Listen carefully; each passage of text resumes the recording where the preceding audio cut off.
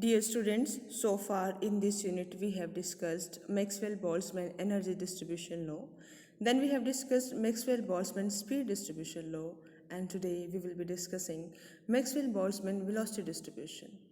Maxwell-Boltzmann velocity distribution निकालने के लिए सबसे पहले हम इंटरेस्टेड होंगे क्या चीज़ निकालने में कि नंबर ऑफ मॉलिक्यूल्स जिनके कंपोनेंट लाई करते हैं between v x and v x plus d v x. सबसे पहले हमें ये चीज़ निकालनी है कि हमारे सिस्टम में कितने मॉलिक्यूल्स हैं जिनके वेलोसिटी के एक्स कंपोनेंट वी एक्स से लेके v x plus d v x की रेंज में लाई करती हैं। तो उसके लिए स्टार्टिंग करेंगे हम जीपीडीपी से। जीपीडीपी क्या है? Number of cells in phase space that lies in momentum interval p and p plus d p. ये चीज़ हम पहले भी कैलकुलेट कर चुके हैं कि जीपीडीपी की वो सेल्स जो कि मोमेंटम इंटरवल पी से लेके पी प्लस डी पी में लाई करती हूँ, इस मोमेंटम इंटरवल्स में कितनी सेल्स हैं? जीपीडीपी सेल्स हैं। और इसकी वैल्यू क्या होती है? V by h nought cube integration of d p x d p y d p z. ये चीज़ हम लास्ट आर्टिकल्स में पढ़ चुके हैं। Then from Maxwell Boltzmann energy distribution, आपका एनपीडीपी की कितने मॉलिक्यूल्स लाई करते हैं energy momentum interval p and p plus d p, वो क्या होगा? That will be your GPDP into e raise power minus alpha e raise power minus beta. यहाँ पे यू होता है लेकिन हम मोमेंटम के टर्म में बात कर रहे हैं तो हम वहाँ पे लिखेंगे पी स्क्वायर बाई 2m। ये चीज़ कहाँ से आई? ये आई मैक्सवेल-बोल्ट्जमैन एनर्जी डिस्ट्रीब्यूशन से। तो इस इक्वेशन नंबर 2 में अगर हम इक्वेशन नंबर 1 में जो आपने जीपीडीपी की वैल्यू बताई थी उसको पुट कर दें, then you will have the expression in this form, जो कि इक्वेशन नंबर 3 में आपको दे रखा है। यहाँ पे हमने आपका जो मोमेंटम है उसको बाइफरकेट किया है 3 कंपोनेंट्स में। यहाँ पे पी स्क्वायर ना लिख के इसको कंपोनेंट्स में लिखा है क्योंकि पी के 3 पार्ट हैं, p x p y p z. तो आपका p square that would be p x square plus p y square plus p z square. तो इस चीज़ को आपको ध्यान में रखना है। हम क्या करना चाह रहे हैं? हम तीनों कंपोनेंट्स को हम डिफ्रेंशिएट करना चाह रहे हैं कि आपको एक्स कंपोनेंट मिले, वाई कंपोनेंट मिले और जेड कंपोनेंट मिले। तो उसके लिए आपको ये बाइफरकेट करना पड़ेगा। बाइफरकेट करने के लिए सबसे पहले आपको जो आपका कंप्लीट मोमेंटम है उसको in the terms of its component लिखना पड़ेगा, और इसलिए आपने यहाँ पे इसको p x square plus p y square plus p z square लिखा है। लेकिन आपके टोटल नंबर ऑफ मॉलिक्यूल्स क्या होंगे? एनपीडीपी क्या था कि वो मॉलिक्यूल्स जो कि momentum interval p and p plus DP में लाई करते हो। लेकिन टोटल मॉलिक्यूल्स क्या होंगे?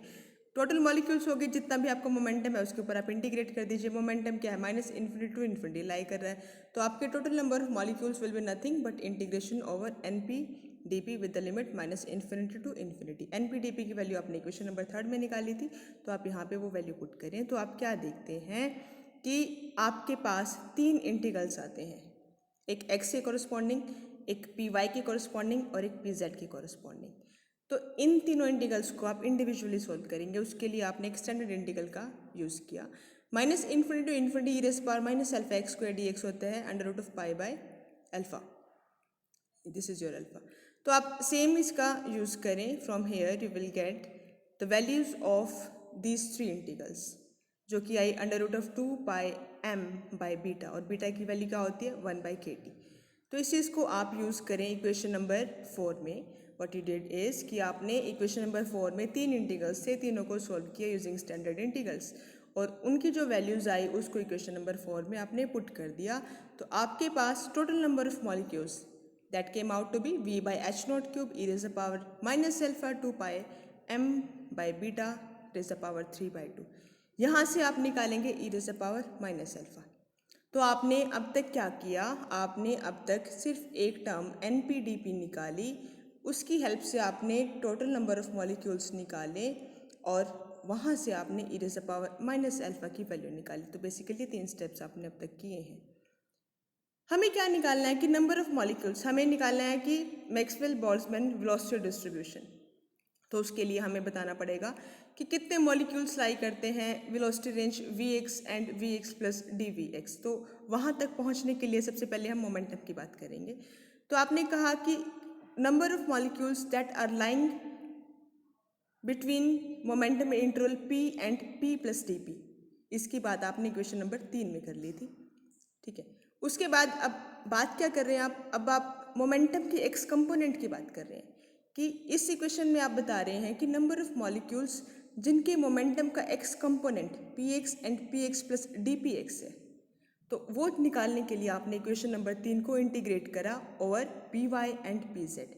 क्योंकि आपको एक्स कंपोनेंट तो निकालना है तो आप उसको तो एज इट इज़ रखेंगे, आप इक्वेशन नंबर 3 को इंटीग्रेट करेंगे एक्स और वाई के रिस्पेक्ट में, मतलब पी वाई और पी जेड के रिस्पेक्ट में।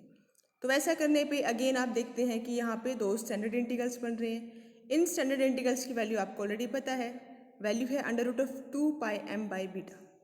ये वैल्यूज़ यहाँ पे पुट करें, e raise to power minus alpha, इसकी वैल्यू आपने अभी अभी निकाली है इस स्टेप में इक्वेशन नंबर 7 में, इसकी वैल्यू भी आप पुट करें यहाँ से, तो आपको यहाँ से क्या मिलेगा, आपको मिलेगा n P x d p x. क्या था ये कि वो मॉलिक्यूल जिनका मोमेंटम कंपोनेंट, जिनका momentum P x and p x plus d p x है, सिर्फ वो मॉलिक्यूल्स। ठीक है, तो आपने क्या निकाल लिया, ये आपने निकाल लिया number of molecules whose momentum components lies in the range p x and p x plus d p x. तो number of molecules having x component, लेकिन हमें बात करनी है इन टर्म्स ऑफ वेलोसिटी, क्योंकि हम निकालना चाह रहे हैं Maxwell Boltzmann velocity distribution. Momentum की टर्म में तो हमने इस इक्वेशन में बात कर ली, इक्वेशन नंबर 9 में, लेकिन हमें बात करनी है इन टर्म्स ऑफ वेलोसिटी। तो आप अब क्या करेंगे, आप ये बताना चाह रहे हैं कि कितने मॉलिक्यूल्स हैं ऐसे सिस्टम में जिनका वेलोसिटी का x component v x and v x plus d v x इस रेंज में लाई करता हो। तो उसके लिए आप क्या करेंगे, इक्वेशन नंबर 9 थी जो कि मोमेंटम की फॉर्म में थी, उसको आप वेलोसिटी की फॉर्म में कन्वर्ट कर लेंगे। तो उसके लिए आपने क्या किया, उसके लिए आपने सिंपली पी एक्स को लिखा एम वी एक्स, सिर्फ आपने मोमेंटम और वेलोसिटी का जो कोरिलेशन होता है उसका यूज़ किया मोमेंटम से वेलोसिटी में जाने के लिए। तो दैट इज़ वेरी सिंपल, आपने इक्वेशन नंबर 9 में ये वैल्यूज पुट कर दी मोमेंटम की, एंड डी पी एक्स भी आपने निकाल लिया। इन सब वैल्यूज़ को इक्वेशन नंबर 9 में आप पुट करें, आपको यहाँ से इक्वेशन नंबर 10 मिलेगी, जो कि क्या है, जो कि आपको बता रही है वो मॉलिक्यूल्स जिनका वेलोसिटी का x component v x and v x plus d v x इस रेंज में लाई कर रहा हो। तो इसी तरीके से आप बता सकते हैं वाई कंपोनेंट की नंबर ऑफ मॉलिक्यूल्स जिनका y components are lying between v y and v y plus d v y. Similarly आप यहाँ पे वाई कंपोनेंट की और जेड कंपोनेंट की बात कर सकते हैं। डिफरेंस कहाँ पे आएगा, डिफरेंस सिर्फ यहाँ पे जो आपने वी एक्स स्क्वायर यहाँ पे डिराइव किया था उसको v y square d v y यहाँ चेंज कर दीजिए। जब आप जेड कंपोनेंट की बात कर रहे हैं तो सिंपली आपका यहाँ पे V Z square d v Z होगा। आप सिमेट्री देखिए, यहाँ से आपको इंडिविजुअली इसको कैलकुलेट करने की ज़रूरत नहीं है, आप सिर्फ एक को डिराइव करें, बाकी को आप बाई सिमेट्री देख लीजिए। ये तो हमने इंडिविजुअल डायरेक्शन में बात करी कि वो मॉलिक्यूल्स इनका velocity component d v x plus d v x और d v x plus d v x की v x and v x plus d v x इस रेंज में लाई करता हो। इसी तरीके से वाई यहाँ पे v y plus d v y की रेंज वी जेड, मतलब हमने अभी तक बात करी सिर्फ एक डायरेक्शन में, कोई सी भी एक डायरेक्शन चूज़ कर लीजिए आप, एक्स वाई या फिर जेड। लेकिन अगर हमसे पूछा जाए कि नंबर ऑफ मॉलिक्यूल्स बताइए जिनके वेलोसिटी कंपोनेंट इन तीनों ही रेंज में साइमल्टेनियसली लाई कर रहे हैं, तो आप क्या करेंगे, आप जो इक्वेशन नंबर आपकी जो इंडिविजुअल डायरेक्शंस के लिए आई थी, मतलब इक्वेशन नंबर 10, 11, 12, इसको आप 3D में बात करेंगे, मतलब आप 1 डायमेंशन से 3 डायमेंशन की तरफ जाएंगे। उसके लिए आपने क्या किया, उसके लिए सिर्फ आपने यहाँ पे जो वेलोसिटी है, जो कि यहाँ इक्वेशन नंबर 10, 11, 12 में यहाँ पे जो वेलोसिटी के कंपोनेंट है पहले इंडिविजुअल था, आप जब आप टोटल की बात करेंगे तो तीनों ही कंपोनेंट्स को यहाँ पे रखेंगे और यहाँ पे d v x d v y d v z रखेंगे।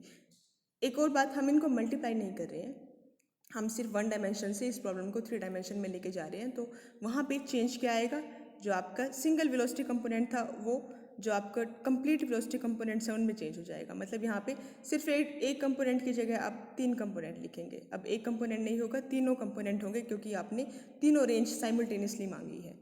तो जो आपको इक्वेशन नंबर 13 मिली, this is your Maxwell Boltzmann velocity distribution law.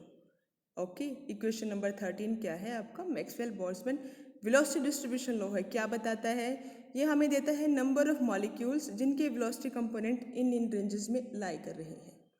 तो that was something that you have to understand. उसके बाद इसका फर्दर डिस्कशन, अगर आपसे पूछा जाए प्रोबेबिलिटी कि प्रोबेबिलिटी बताओ कि आपके जो वेलोसिटी कंपोनेंट्स हैं मॉलिक्यूल्स के वो ये हैं, प्रोबेबिलिटी निकालने के लिए आप क्या करेंगे, सिंपल dn को n से डिवाइड कर दीजिएगा। तो आप यहाँ पे दोनों इस साइड अगर आप टोटल नंबर ऑफ मॉलिक्यूल से डिवाइड कर दे तो आपको क्या मिल जाएगा, प्रोबेबिलिटी मिल जाएगा कि आपके मॉलिक्यूल्स का जो वेलोसिटी कंपोनेंट है v x and v x plus d v x, v y and v y plus d v y, v z and v z plus d v z इन ranges में lie कर रहा है। ये तो हुए total कि आप तीनों कंपोनेंट्स की बात कर रहे हैं। लेकिन अगर आपसे पूछा जाए एक इंडिविजुअल कंपोनेंट की बात कि probability that molecule has its x component of velocity lying between v x and v x plus d v x, अगर आप सिर्फ एक कंपोनेंट की बात कर रहे हैं तो जो आप यहाँ पे वी एक्स, तो आप यहाँ पे भी एक कंपोनेंट की बात करेंगे, मतलब आप इक्वेशन नंबर 10, 11 या 12 का यूज़ करेंगे जब आप एक कंपोनेंट की प्रोबेबिलिटी की बात करें। तो आपने ये कहा कि आप प्रोबेबिलिटी बताएं कि किसी पार्टिकल का जो एक्स कंपोनेंट है वो v x and v x plus d v x इस रेंज में लाई कर रहा है। तो आप क्या करेंगे, इक्वेशन नंबर 10 को आप n से डिवाइड कर देंगे, वहाँ से आपको उसका प्रोबेबिलिटी मिल जाएगा। इसी तरीके से आप प्रोबेबिलिटी बता सकते हैं कि number of molecule that probability that molecule has its y component of velocity lying in the range v y and v y plus d v y. Similarly आप z की बात भी कर सकते हैं। So that was all about your Maxwell-Boltzmann velocity distribution. The most important relation is this. So this is something that you have to understand from this article, and that would be all.